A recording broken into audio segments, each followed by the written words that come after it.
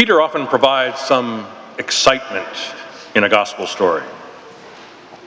Today, Peter gets what he asks for, an invitation from Christ to come to him across the water. Peter jumps from the boat, starts towards the Lord, and suddenly has second thoughts about his ability to do what he is doing. And with this doubt, he begins to sink. He asks for help, and the Lord stretches out his arm and saves him. What might we learn from this gospel passage this morning? First, we must recall that sometimes in the scriptures, water was seen as a symbol of darkness or evil. The fact that the Lord walked on the water was a sign of his ability to conquer evil. Moreover, Peter asked the Lord to call him across the water, seen as a desire to conquer the evil or darkness that was in his life. To one degree or another, all of us are like Peter. There are things in our life that we need to conquer.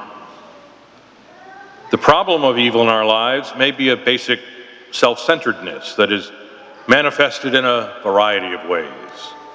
How we live in relationships, how we interact with friends, even how we view our relationship with the Lord. Must nearly everyone and everything revolve around me? Peter took the courageous step of leaving the boat and trying to walk on the water to conquer the forces of evil. The very first thing Peter had to do was get out of the boat. The first thing you and I have to do is to get out of the proverbial boat that we're in and start something. Peter ran into difficulty when he took his eyes off the Lord and began to worry that he could not do what he was doing, walking on the water, conquering evil.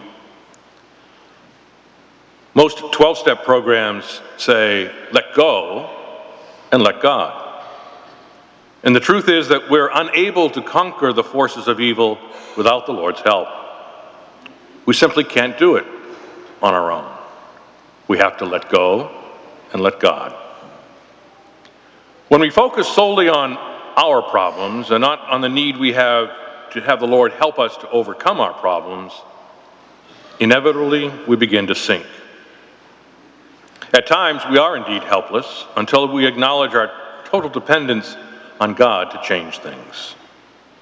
During this Eucharist, let us ask the Lord to give us the courage and strength to change the things that need to be changed in our lives. Let us keep our eyes on him and remember, like Peter, we need to leave the boat and let the Lord's outstretched hand save us.